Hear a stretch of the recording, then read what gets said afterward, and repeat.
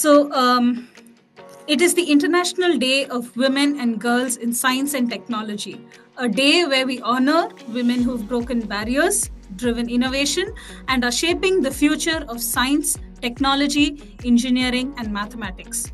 Today, though women are at the forefront in decision making, leadership, and many advancements, the journey has had its own set of hurdles.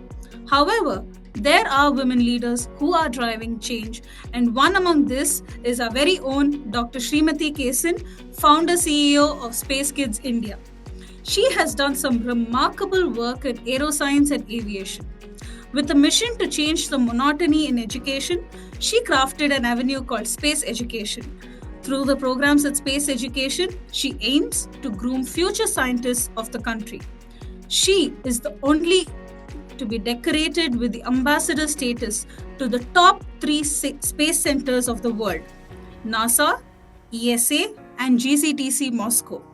Among many awards that she has received, she has been frequently nominated as the pioneer in space education, and she was also awarded the Pride of India. Her goal is to lay the foundation for a world renowned space university with a manufacturing port in India. Wow, that's a lot. Thank you for joining us, Dr. Srimati. Thank you. Thank you, Matangi, for having me there. Thank you. Right. So, to begin with, for our audience, could you share the story behind your brainchild, Space Kids? How did you bring your vision to life from idea to implementation? I think idea, implementation. I think it was just this way. Okay. See, it all, I should say this is more to do with destiny, because space is one industry. When I had started, say, a decade ago, not many takers then. There was a huge gap in that industry. And I was a homemaker for 18 years after my wedding.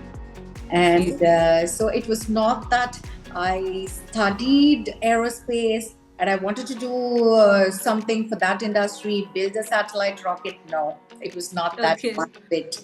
If I have to tell you, I come from a commerce background, and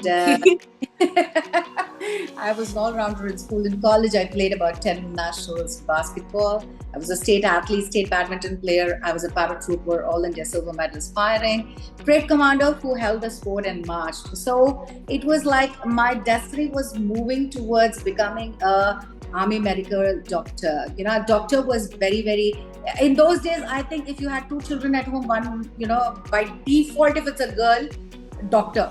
You know, be it, you know, whichever class that you belong, you know, rich, poor, middle class, doesn't matter. Every girl's dream was a stethoscope. That's it.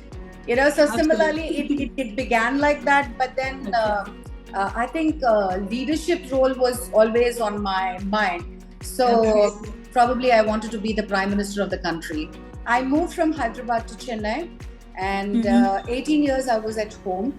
But at home, in the sense, I was always this, probably if there was any test or anything for ADHD or something, I would have definitely fallen in that bracket, because I was such a hyper kid that, you know, you got to do this, you got to do that, you got to do something. And it's like you need to leave a legacy, you know, you're not born just like that. You're born for a purpose.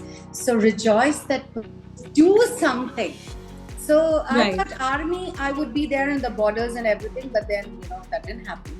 But maybe God thought, you know, I need to do something for the future generation. So this is more important and more powerful, and especially for the girl children. Absolutely, absolutely. So that's very close to my heart, you know. So that's where one of my friend, after 18 years, she suddenly appears like a goddess, and she pulls my hand. She gives me an opportunity to go to Miami for a conference. There I get to see NASA, and I think that's the turning point. So there I thought, okay, I think it's time to take my first step. And initially started off taking children to these research centers for scientific experiential learning. So, you know, every time that I travel to NASA, every time that I touch the rockets and satellites and everything, it just gave some sort of a feeling that I think I belong here. And that's where God brought me here. And, He's giving me that path to create a path. So, totally created a new route, new path. And that's what is Space Kids India, wherein I thought it's not sufficient to just educate children or create that awareness for children. You need to do something beyond that. So traveling to NASA and all that created Space Kids India. Okay, so it was purely a mother sitting in front of the chairman of a school and saying that, yes, please give me, if you can send me some of your children, I can take them carefully. I can give them that experiential learning and bring them back. So it was just like that. Okay. So people actually mocked, laughed, did everything. But then subsequently they saw that, that this woman means something. Right. Giving immense knowledge to our children when they travel. It's not only with regards to space, but she's also taking them, to a university for giving them a hands-on experience on workshops and giving them an awareness as to different departments available in the world. It's not only focusing on engineering and medicine, but you have so many varieties of subjects that you can take and study. True. All these exposures, I was able to do that for children. But again, this bug was itching. I know I was not just made for this. This is just the first stepping. Then came that bug to send satellites, to build and launch satellites. And I said, where to start? So we made a proposal, went to ISRO, and hand the proposal to the scientists there. They were super thrilled to see the presentation and everything. Right. So they rejoiced seeing it. But at the end of it, they asked me, "Who's your team?" And I had all high school children in my team. Okay. They said, "I mean, are you going to build satellites with this team?" I said, "Yes, sir." Okay. And they said, just go get them do their at least masters, Okay. Then they can delve into all these things and we can also support because, the rocket is built with so many crores of rupees. Okay. And, ISRO themselves got an opportunity to launch 1 or 2 rockets in a year. In that, if we are going to have your experiment, if anything explodes, yes, who are to answer the, government and everything and the public, because it's mostly public funded, right? True. So then we said, okay, if you're not going to be doing this and I've taken the first step thinking that we're going to be doing satellites, we're going to be launching them. Why not we start our own, a private organization where we can, launch. So those days, the startup culture and all that was not a fancy. Did not even exist in 2013, 15 and all that stuff. So we said, okay, it's a solopreneur, then a partnership. It's like, it's totally, I should say, a combination of too many things our company was, But definitely the focus was children should launch, children should get that exposure. And we launched the first high altitude balloon. Instead of a satellite, we developed a high altitude balloon, which we call the Near Space Launch Vehicle. And we launched it, we received it. And, LinkedIn and everything was very new then. So when we shared that, there were so many aerospace companies across the world which said, wow, you're getting into the aerospace industry. So that's how the entire journey began, with an experiential learning, a homemaker to an experiential learning organization. From there, moving on to design and launch satellites. So today, I'm the only woman founder in the world to have launched 27 space missions. Oh my God, that's just brilliant. And that's with all high school and university students. Wow. So I think I think it's more right to say you made your entry your way into aerospace and aviation. Now, you were sharing about teaching and educating girls and children. How did you feel to see today's generation, especially young girls, take the initiative to explore and learn about aerospace? I mean, it must be, quite a different feeling. But when you first saw a girl child come and say, "I want to learn aerospace," how did you feel then? I should actually say there is a huge amount of potential with girls. It is just that you need to give them that right kind of navigation a little bit, because Okay. we're all made for that, graduation, post graduation, and after that, you directly go into a job that is 9 to 5, and then you get married, Mm-hmm. and you have a child, family. So the career chosen by a woman or a girl child predominantly circles around the family. True. Absolutely. And if you have to be a scientist, there is no time. You have to be there 24/7 working. You don't know when you come out of the lab and everything. And especially in the aerospace industry, it's a humongous thing, because one small calculation error, finish. It's a True. huge loss. It's a huge loss, It's an right? expensive there loss is as well. no room. There is no room for errors and everything. But of course, science is, you have errors, and that's how you develop. But women still have a self-doubt whether I am good with technology. Technology, when it comes, we think, oh my God, what is the other person going to think if I make an error? So that thing is actually pulling the percentage of girls getting into this industry.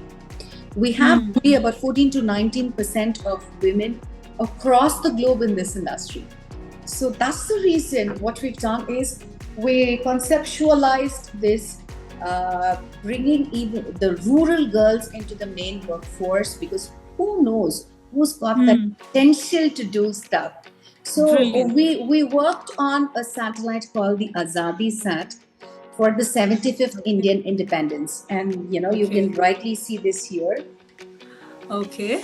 This is the Azadi Sat, and this Okay. was built by 750 rural girls of India from Jammu Kashmir to Kanyakumari.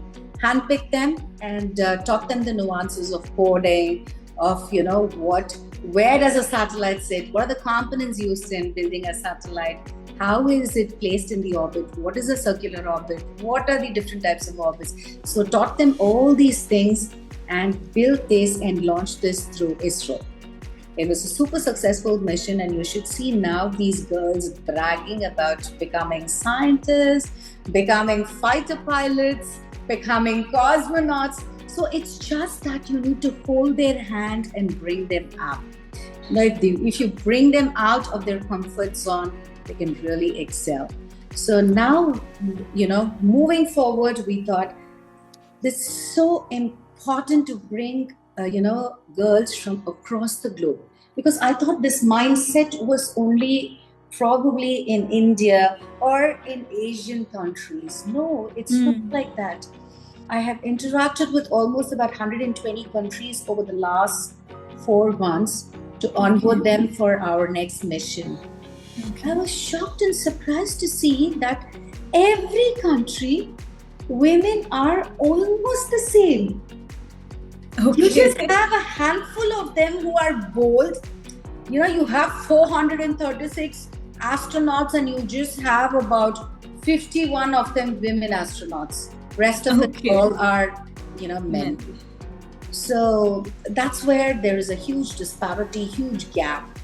Correct. We are all there now to fill in, those gaps, the little that we can do for this gender, which is very, very special to my heart. Truly, 750 girls for Azadi Sat. I mean, that's what more, a feeling of a sense of empowerment could anybody get from that. Well, moving on, not many women would opt for a career in science and technology. But what inspired you to take up aerospace and aerovision? As I mentioned to you earlier, like, it was the stethoscope and it was the doctor before, a profession Correct. name. But I couldn't pursue that because, owing to my family circumstances and everything, I wanted to earn fast. So I was a Hmm. sportsman. So if I did a commerce, Hmm. then I would get a job in bank or railways. We had quotas for Correct. national players, for national players. Correct. So Correct. then from science, pure science, I moved to commerce just for that. Okay. Just for that.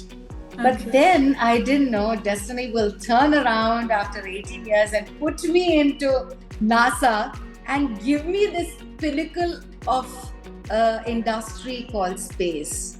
Right. So it was beautiful, and I did see that, our Indian children are so brilliant.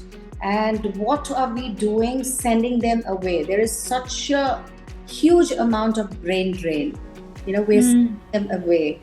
And as we started moving, say around 2017 or so, after we launched the world's lightest satellite through NASA, it was an eye opener for so many students that they could build teams together, they could come together and even build satellites. Because it was like, oh, we cannot do this. Rocket science, oh, we cannot do this. But when I could break it into small nuggets and say, yes, a team of 10 of you come together. I know you have to rip Google. I know you have to do a lot of sacrifices. I know there's a huge investment there in that. But yet, when you see the success, it's brilliant. So that's how I think, it's all beat around. And I was there is a web around me that put me here. And and probably, I don't know, my parents named me Shri Mati. Mati means moon in Tamil. So I think they already knew. I fancied the moon. I love the Okay. moon. And right from as a child, anything I would share it with her. So I think it was all there within, and slowly it has just come out. I'm sure your parents would have known, to name you after the moon, a part of the moon to be in your name. That's why you're reaching out to the stars now. Well, I'm sure this field is undoubtedly fulfilling, but it also has its own share of challenges. As a woman entrepreneur, especially in science and technology, could you share some of the obstacles that you had faced and how you navigated them? Every day is a challenge. You wake up. That is there. Every day is a challenge. I agree. You just sleep for some time and you pray before you sleep. Morning when I wake up, everything should be in order. Because you're dealing with electronics. See, one thing is you're dealing with electronics, and electronics just, nobody has a say over it. So anything high voltage, and that's a hit bounce. So, and we, because I told you that, we were not a startup, we didn't come under the startup category then. Okay. And then very lately we got into the startup, we were already matured by then. So many things in the structure of the company. So, we couldn't raise funds because I was not in for raising funds, because I was dealing with children, high school and university students. So I wanted to be confident in the R&D. Before taking money from somebody, I wanted to be confident in doing the R&D. So that's the reason built on, step by step. We did the balloons, we did the suborbital, then we went into orbital. So only then we could gauge confidence. And because, once it goes 400, 700 kilometers, if the solar panels do not work, if the battery doesn't work, then you do not have any communication, your satellite is dead. So all your effort is gone. So before I could, take money from somebody, I wanted to validate all these things. True. By then, on the other side, the startup culture was peaking and everything, but I was very strong that, I wanted this to happen. And that's why I couldn't move faster with the VC funding and all that. Because once you start that, you're only stuck with that. So every rupee was very, very important. Every cent. I could not afford to buy 10 of them. Okay, 2 didn't work. It's okay. I can, that was a challenge. And, the other thing, apart from money, the licensing and so many things, everything was new. So Hmm. you had to learn every day what you had to do. And the whatever components and sensors and everything that you bought, predominantly, in at least 5 years before, because we were much ahead than the whole industry. So True. what we had to do is we had to import a lot of things. There were so many regulations to be followed. Imagine from homemaker to building a satellite, suddenly sitting with all these licensing and everything. It did take, a lot of, time to understand the nuances of all that. And then you have to pay, the duties and everything. So everything boggles down to the money power. So that was a huge challenge. So what? You are a professor for so many years. Why didn't you think? Somebody is here to think and do, bringing, the entire fraternity together. You should be proud of, you should be helping them. But, I had to fight this, or rather I'm fighting this at least over a decade. You will have panel discussions and everything. People respect you because you've started much ahead. You're the OG, in space. But when it comes to panel discussions and everything, if there is a woman panel, they will bring you in. But if there is on a common platform, they will say, oh, that's okay. We will give you an award maybe, rather than having you. Your voices need to be heard. How can a woman get inspired? How can a girl get inspired if she's not going to listen you talk? Correct. For you to talk, you should be on a panel. You should be talking like this, right? So all this is not happening. How can you expect this industry to grow with women? True. So all these things were a challenge. But I think, if there are no challenges, there are no growth. I truly believe in that. And it's not that I always believe that you have to have your own path. Create a path. Why should you walk in a path that somebody else has created? Why are you confident only to walk on somebody else's path? No. You're born alone. Create your path. It's okay. It might take a couple of years more. So what? Do it. Right? And ultimately you feel so happy with the purpose of your birth. And that's what I believe. It's soul satisfying. Because today, when I go to universities and schools and everything, children get so excited. They remember those satellites that we built, why we built, how we built, and they want to take part. So that's very important, that you've sown that seed in their mind. When nothing was existed, you sowed that seed. That's very important. So I'm extremely happy, and pat my back, keep moving. Otherwise, you cannot dream. You definitely need to dream big to make it happen. Correct. Every day is a challenge. Every day is a learning. I think, I resonate very, very personally to that quote, Dr. Srimati. And absolutely, in such a niche of science and technology, I'm sure there are more barriers and more challenges. And I think you've come out like your hot air balloon that you've launched.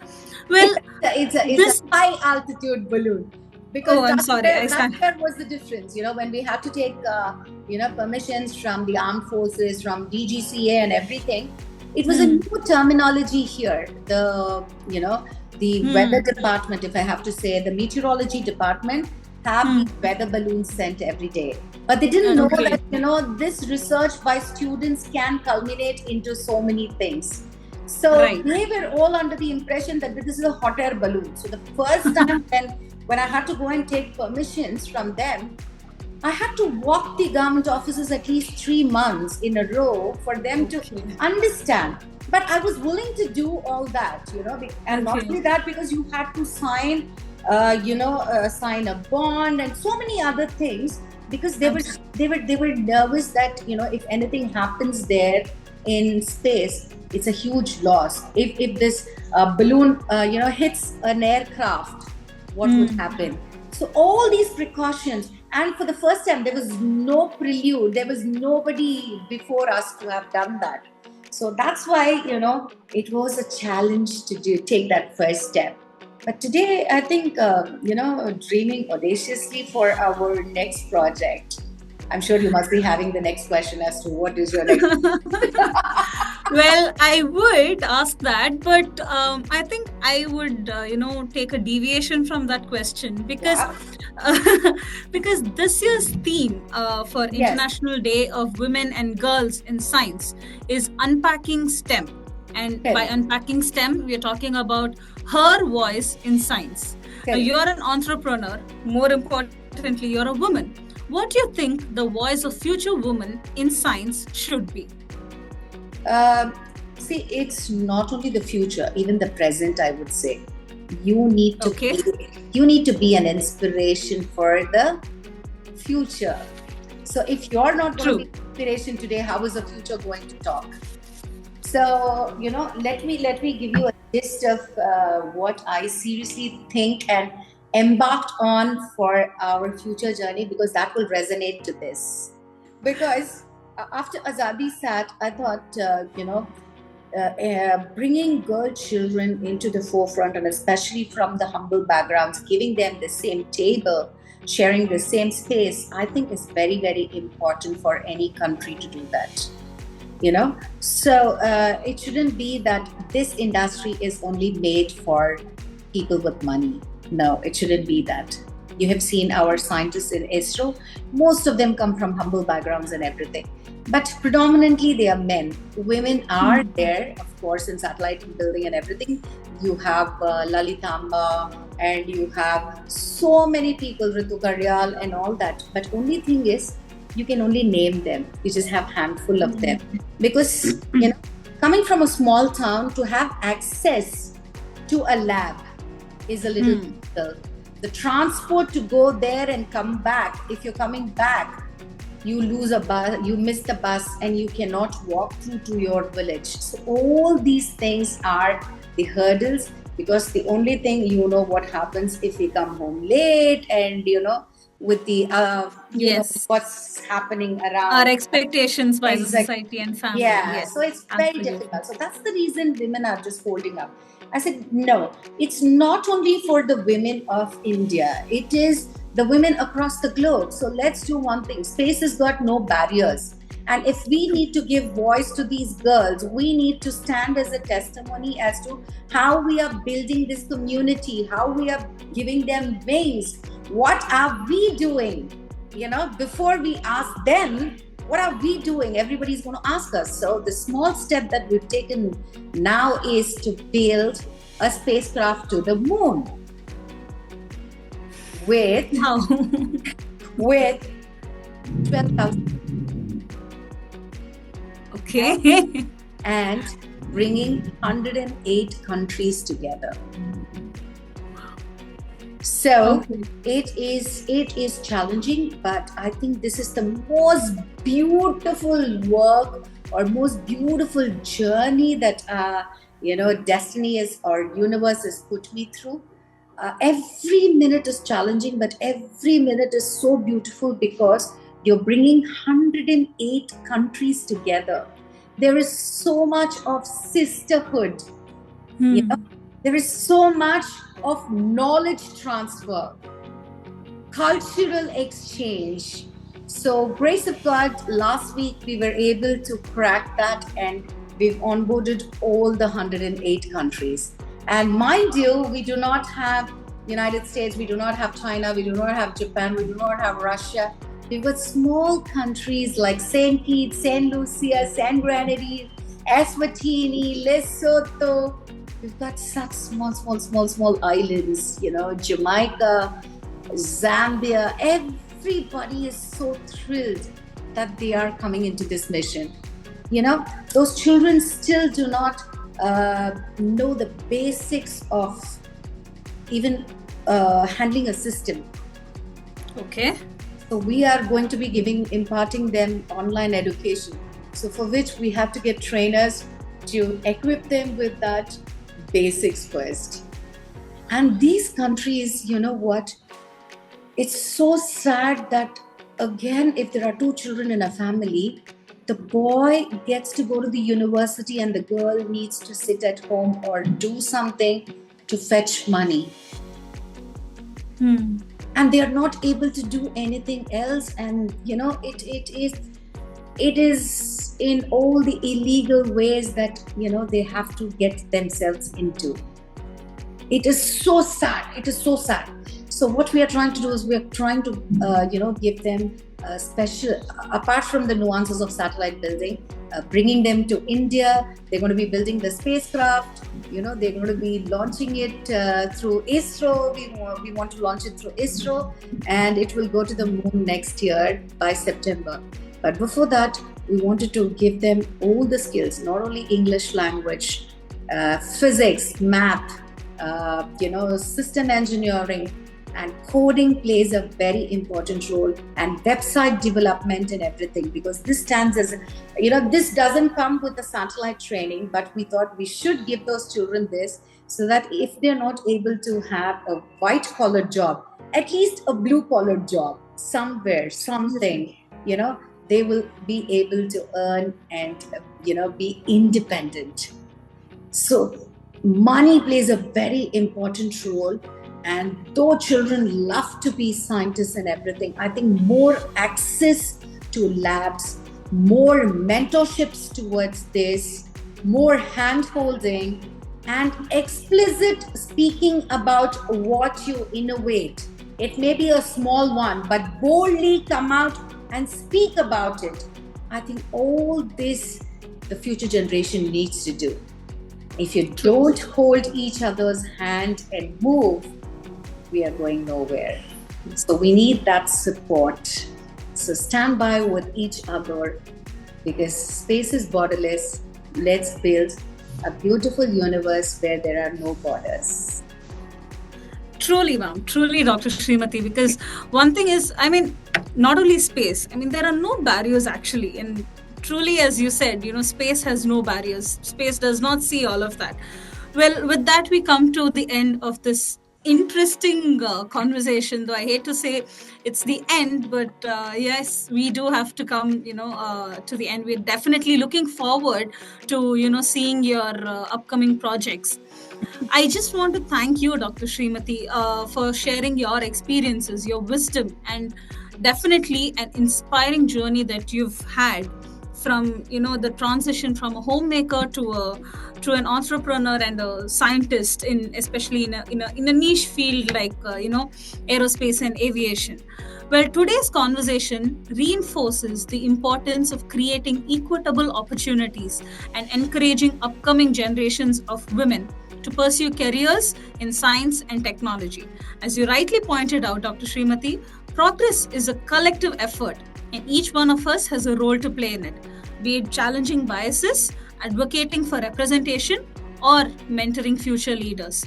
Well, together we can surely build a future where talent, not gender, defines success. Until then, let's keep this momentum going. Thank you, Dr. Srimati, for joining us on today, and such a pleasure to meet you. Looking forward to speak to you on more such platforms. Thank you so much. Thank you, Matangi. Thank you so much, and Jai Hind.